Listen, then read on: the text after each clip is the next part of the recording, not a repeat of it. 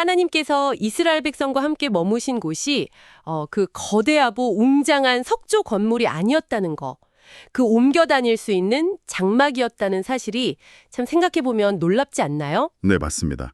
오늘날 우리가 생각하는 캠핑 텐트 이런 거랑은 완전히 다르지만요. 그렇죠. 그 이동한다는 점에 뭔가 특별한 의미가 담겨 있는 것 같아요. 네, 단순한 임시 거처, 그 이상의 깊은 의미가 담겨 있죠. 당시 이스라엘 백성의 상황, 또 하나님의 계획, 이런 것들을 보여주는 아주 중요한 상징이었습니다. 오늘은 바로 그 성막, 특히 출애굽기 26장에 나오는 그 성막 건축의 세부 지침들을 좀 깊이 들여다보려고 합니다. 네, 이게 단순히 그냥 설계도를 훑는 게 아니고요. 각 부분에 사용된 재료나 구조, 여기에 담긴 의미를 좀 탐구하면서 성경을 더 깊이 이해하는 시간을 가져보려고 해요. 좋습니다. 깊이 있는 해석들을 바탕으로 이야기를 풀어가면 참 좋겠네요. 네, 성경의 이런 세밀한 기록 속에서 하나님의 마음과 계획을 발견하고자 하시는 성취자분들의 여정에 저희가 함께하게 돼서 참 반갑습니다. 네, 저도 그렇습니다. 오늘 이 시간을 통해서 어쩌면 좀 익숙하게 느껴졌을 수도 있는 이 성막 이야기가 전혀 새로운 의미로 다가오기를 기대해 봅니다. 그럼 본격적으로 시작해 볼까요? 가장 먼저 드는 질문은 역시 이거예요. 전능하신 하나님께서 왜 영구적인 건물이 아니라 이런 이동식 장막에 거하기를 선택하셨을까? 그 이유가 참 궁금합니다. 네. 크게 한 두 가지 정도 중요한 이유를 생각해 볼 수 있을 것 같아요. 두 가지요? 네. 첫 번째는 당시 이스라엘 백성이 처한 상황과 아주 밀접한 관련이 있습니다. 아시다시피 약속의 땅을 향해서 광야를 계속 이동하는 중이었잖아요. 그렇죠. 계속 움직였죠. 네. 하나님께서는 그들의 여정에 딱 맞춰서 어디로 가든지 항상 그들 가운데 내가 함께한다. 이것을 눈으로 똑똑히 보여주고 싶으셨던 거죠. 함께 움직이신다는 걸요? 네. 이사야서 43장 2절 말씀처럼 백성의 그 형편에 맞춰서 다가오시는 하나님의 자비, 이걸 보여주는 방식이었다고 할 수 있습니다. 백성들의 그 고된 여정, 그 발걸음 하나하나에 하나님께서도 맞춰서 함께 움직이셨다. 와, 이거 정말 큰 위로가 되었을 것 같아요. 그럼 두 번째 이유는 뭘까요? 두 번째 이유는 신학적으로 조금 더 깊은 의미를 가지는데요. 이 땅 위에 세워진 하나님의 교회, 그러니까 우리 성도들의 공동체가 영원한 도성이 아니라는 것, 본질적으로는 이 장막과 같은 상태라는 것을 상징적으로 보여주는 겁니다. 영원한 곳이 아니다. 그렇죠. 우리는 천국이라는 본향을 향해 가는 순례자들이지 이 땅 위에 영구히 뿌리내릴 존재가 아니라는 뜻이죠. 이게 또 복음의 속성과도 연결이 돼요. 복음과도요? 네. 복음 역시 어떤 특정 장소나 건물에 얽매이는 게 아니라 하나님의 뜻에 따라서 옮겨갈 수 있다는 것을 보여줍니다. 요한계시록 2장 5절에서 에베소 교회에게 촉대를 옮기겠다고 경고하신 것도 교회의 이런 잠정적이고 이동 가능한 성격을 암시한다고 볼 수 있겠습니다. 이동성과 잠정성, 하나님의 임재 방식과 교회의 본질을 보여주는 정말 중요한 키워드네요. 그럼 이제 성막 자체의 모습으로 한번 들어가 보죠. 재료부터가 아주 특별했다고 들었습니다. 출애굽기 26장 1절을 보면 가늘게 꼰 배실과 청색, 자색, 홍색 실로 정교하게 만들었다는데 상상만 해도 굉장히 아름답고 화려했을 것 같아요. 네, 그렇습니다. 당시에 구할 수 있는 가장 좋은 재료들, 그러니까 최고급 세마포실, 또 왕족이나 귀족들이나 사용하는 그런 귀한 색상의 실을 사용한 거죠. 정말 귀한 재료들이네요. 네, 이건 하나님께 드리는 것은 가장 좋은 것이어야 한다는 걸 보여주고요. 더 나아가서 그 막에는 그룹, 그러니까 천사의 형상을 아주 정교하게 수놓으라고 지시하셨어요. 천사요? 네. 이 그룹들은 하나님의 보좌를 둘러싼 존재이면서 또 하나님의 거룩한 임재를 지키는 존재로 여겨지거든요. 성막에 그룹을 수놓은 것은 하나님의 천사들이 그분의 백성, 즉 교회를 항상 둘러싸고 보호하고 있다는 것을 상징합니다. 시편 34편 7절 말씀이 떠오르죠. 하나님의 집을 천사들이 직접 지키고 있다는 그런 시각적인 표현이었군요. 정말 경외감이 듭니다. 구조적으로 보면 이 아름다운 막들을 그냥 하나로 크게 만든 게 아니라 5폭씩 이어서 2개의 큰 세트로 만들고 그 2세트를 다시 금 갈고리로 연결해서 하나의 성막을 이루게 했어요. 이게 3절에서 6절 내용인데 왜 이렇게 연결하는 방식을 택했을까요? 여기에도 뭔가 특별한 의미가 숨어 있을 것 같습니다. 네, 아주 중요한 상징입니다. 바로 하나됨을 강조하는 방식이죠. 하나됨이요? 네.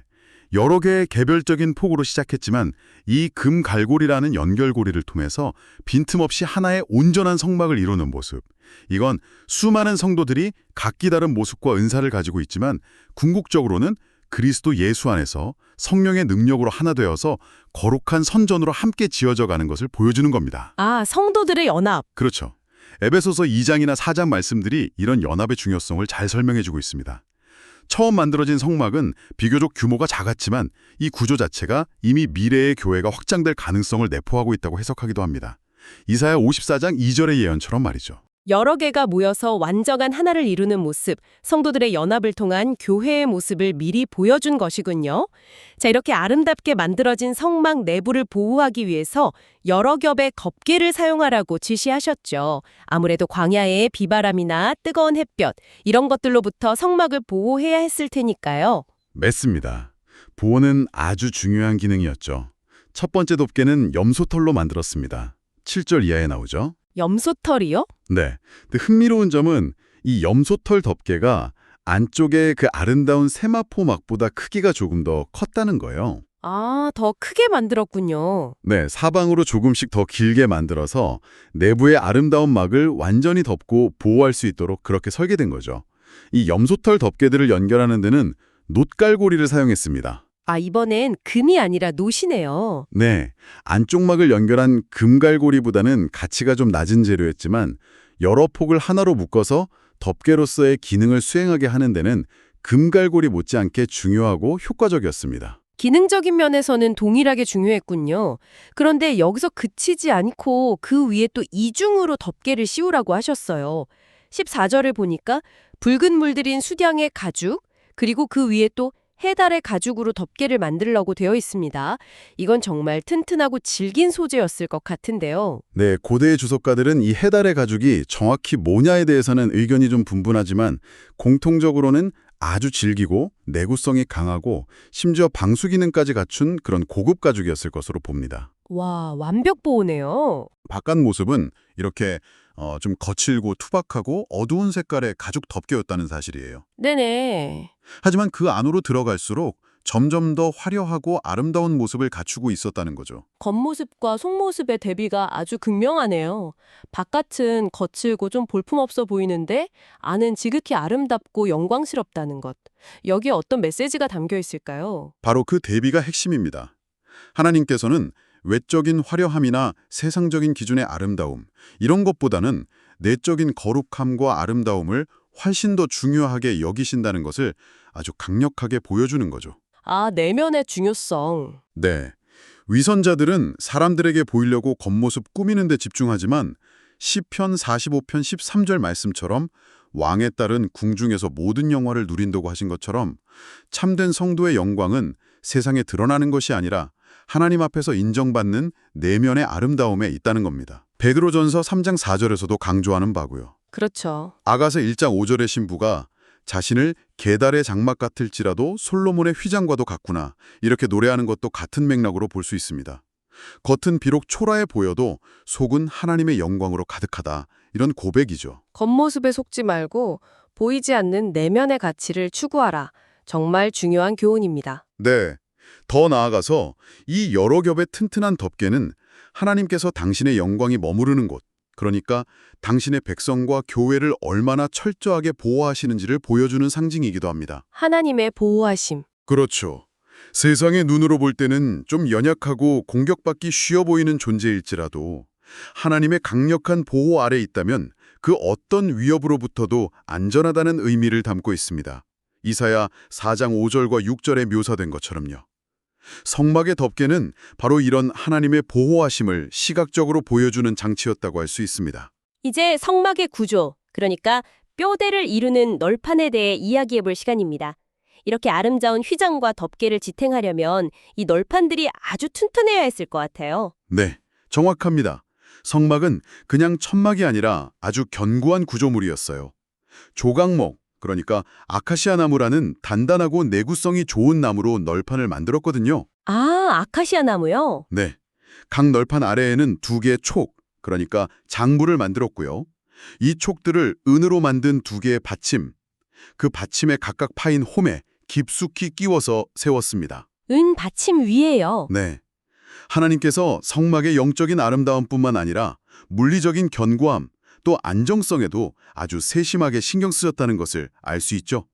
만약 이 널판들이 없었다면 아무리 아름다운 천이라도 광야의 바람에 쉽게 날아가거나 무너져 내렸을 겁니다. 정말 그렇겠네요. 은 받침 위에 세워진 튼튼한 나무 널판. 이것은 또 무엇을 상징할까요? 혹시 이것도 우리의 신앙과 연결해서 생각해 볼 수 있을까요? 아주 좋은 질문입니다. 주석가들은 종종 이 널판들을 하나님의 은혜로 굳건하게 세워진 성도들의 심령에 비유합니다. 아, 은혜로 세워진 심령. 네. 특히 널판을 받치고 있는 은 받침은 종종 속전, 즉 구속과 연결되는 금속으로 해석되거든요. 예수 그리스도의 피로 말미암은 구속의 은혜라는 견고한 기초 위에 우리의 믿음이 세워져야 함을 상징한다는 것이죠. 와, 기초가 은혜군요. 그렇죠. 마치 이 월판들이 성막의 아름다운 막들을 굳건히 지탱해 주듯이 하나님의 은혜와 진리가 우리의 신앙 고백과 삶을 세상의 풍파 속에서도 흔들리지 않게 붙들어 준다는 의미로 해석할 수 있습니다. 은혜라는 기초 위에 굳게 서야 한다는 거군요. 그런데 이 널판들은 그냥 따로따로 세워둔 것이 아니라 서로 연결하는 장치가 있었죠? 금 고리와 금으로 싼 띠, 그러니까 빗장을 사용해서 옆에 널판들과 단단히 연결했습니다. 26절, 29절 내용인데요. 맞습니다. 널판들을 가로지르는 5개의 빗장을 금으로 싸서 만들고 널판에 금 고리를 만들어서 그 빗장을 끼워서 서로 연결했죠. 네. 이것 역시 앞서 살펴본 휘장의 연결과 마찬가지로 성도들 개개인이 은혜의 기초 위에 설 뿐만 아니라 서로 사랑과 진리 안에서 견고하게 연합해서 그리스도의 몸된 교회를 함께 세워가야 함을 보여주는 중요한 상징입니다. 개인이 아무리 강해도 서로 연결되어 있지 않으면 쉽게 무너질 수 있으니까요. 재료를 보면 은 받침에 또 금으로 싼 널판과 빗장까지. 정말 초기 이스라엘 백성들의 상황을 생각하면 상상하기 어려울 정도로 화려하고 장엄했던 것 같습니다. 그렇습니다. 이 모든 화려함은 단순히 사치를 위한 것이 아니라 그곳에 임재하시는 하나님의 무한한 영광과 위엄을 조금이나마 반영하고 또 예배하는 자들에게 경외심을 불러일으키기 위한 의도였을 것입니다. 네. 요한계시록 21장 18절에서 새 예루살렘 성이 순금으로 묘사된 것도 이런 하나님의 영광을 상징하는 맥락에서 이해할 수 있죠. 아, 그렇군요. 하지만 여기서 흥미로운 점은 신약시대에 복음을 전파했던 사도들은 은과 금은 내게 없거니와 라고 말하면서도 물질적인 화려함이 아닌 성령의 능력과 지혜를 통해서 구약의 성막이나 성전보다 훨씬 더 큰 영광, 즉 복음의 영광을 드러냈다는 사실입니다. 고린도후서 3장 10절과 11절 말씀처럼 율법 아래의 영광도 영광스러웠지만 복음 안에서 나타난 영광은 그보다 훨씬 뛰어나다는 것이죠. 진정한 영광은 외적인 치장이 있는 것이 아니라 하나님의 임재와 능력에 있음을 보여줍니다. 물질적인 화려함보다 더 큰 복음의 영광. 참 중요한 지적이네요. 그런데 한 가지 궁금한 점이 있습니다. 널판과 덮개, 기둥에 대한 설명은 정말 상세한데 성막의 바닥은 어떻게 처리했는지 여기에 대한 구체적인 지침이 없는 것 같아요. 혹시 이 부분에 대한 해석도 있을까요? 네, 그 부분은 명확한 기록이 없어서 여러 가지 추측이 좀 가능합니다. 어떤 학자들은 이렇게 거룩하고 아름답게 꾸민 공간 안에서 제사장들이 차갑고 축축한 맨땅을 딛고 섬기지는 않았을 것이다. 이렇게 보면서 아마 널판과 같은 재질의 나무 판자를 바닥에 깔았을 것이라고 추정합니다. 아, 바닥에도 판자를 깔았을 것이다. 네. 다른 한편으로는 출애굽기 20장 24절에서 하나님께서 모세에게 내게 토단을 쌓고 라고 말씀하신 것을 근거로 특별한 인공 재료를 사용하지 않고 그냥 자연 상태의 흙바닥 그대로 두었을 가능성도 제기합니다. 흙바닥 그대로요? 네. 어쩌면 바닥을 명시하지 않음으로써 성막의 거룩함이 바닥 재질에 있는 것이 아니라 그곳에 임재하시는 하나님께 있음을 강조하려는 의도였을 수도 있습니다. 그렇군요. 바닥에 대한 침묵조차도 의미를 담고 있을 수 있겠네요. 이제 성막 내부의 공간을 나누는 중요한 장치인 휘장에 대해 이야기해 보겠습니다. 출애굽기 26장에는 두 종류의 휘장이 등장하죠. 첫 번째는 성소와 지성소를 가르는 휘장입니다. 31절, 32절인데요. 이 구분은 왜 필요했을까요? 네. 지성소는 가장 거룩한 곳이라는 이름 그대로 하나님의 영광이 가장 강하게 임재하는 공간이었거든요. 그 안에는 언약궤가 놓여 있었고요. 그렇죠. 따라서 인간의 죄성으로는 감히 가까이 나아갈 수 없는 그런 거룩한 영역이었습니다. 이 휘정은 하나님의 지극히 거룩하심과 죄인된 인간 사이의 간격을 상징적으로 보여주는 장치였어요. 아, 그 간격. 네.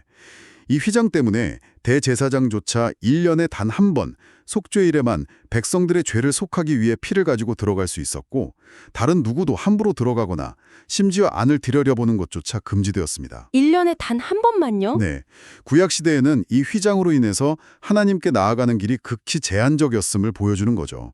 히브리서 9장 8절과 9절은 이 휘장이 서 있는 동안에는 아직 지성소로 들어가는 길이 열리지 않았고 또 옛 언약 아래에서의 제사로는 양심상 사람을 온전하게 할 수 없음을 보여주는 상징이라고 설명합니다. 하나님께 나아가는 길이 막혀 있음을 보여주는 상징이었군요.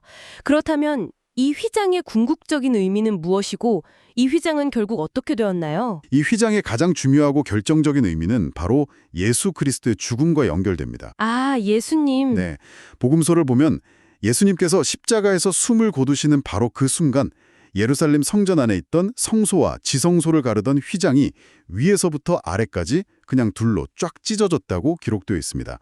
마태복음 27장 51절이죠. 위에서 아래로요? 네, 이건 정말 엄청난 사건입니다.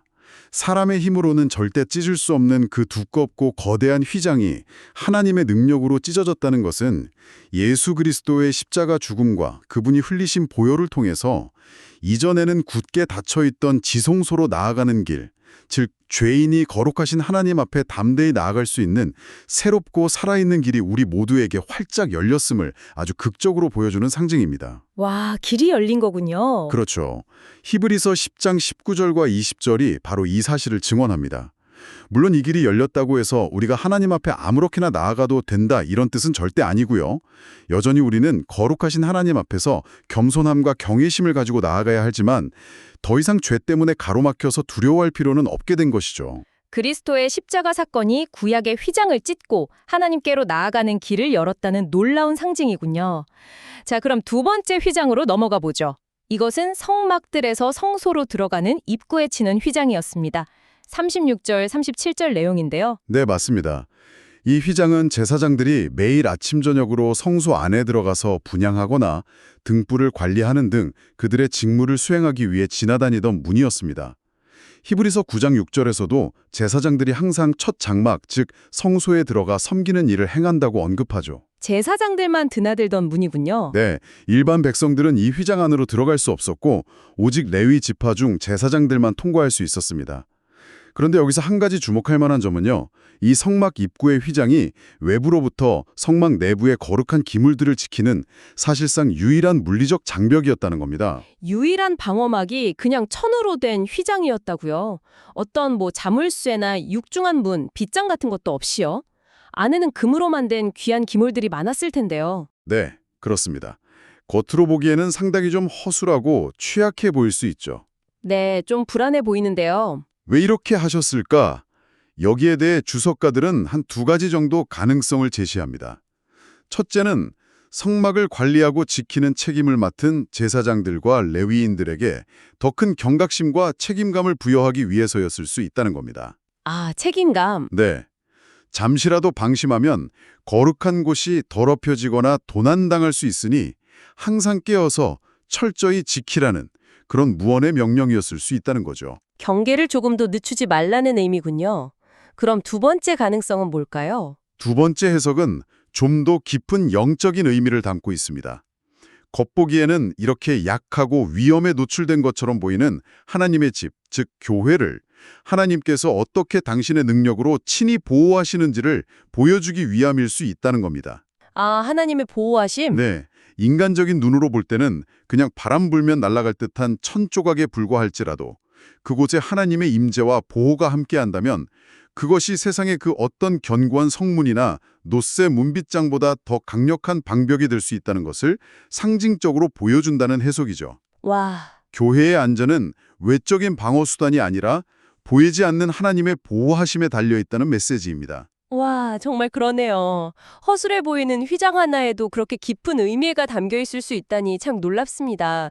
오늘 우리는 성막의 휘장과 덮개, 널판 등 여러 부분을 자세히 살펴보면서 그 구조와 재료 하나하나에 담긴 깊은 영적 의미들을 발견했습니다. 네. 광야를 이동하는 백성과 함께 하시는 하나님의 그 세심한 배려와 임재 방식, 또 화려한 겉모습보다 거룩한 내면의 영광을 더 중요하게 여기시는 하나님의 가치관, 그리고 구속의 은혜라는 기초 위에 서로 연합해서 굳건히 서야 하는 우리의 신앙, 또 무엇보다 예수 그리스도를 통해 우리에게 활짝 열린 하나님께 나아가는 길까지 정말 많은 것을 생각하고 배우는 시간이었습니다. 맞습니다.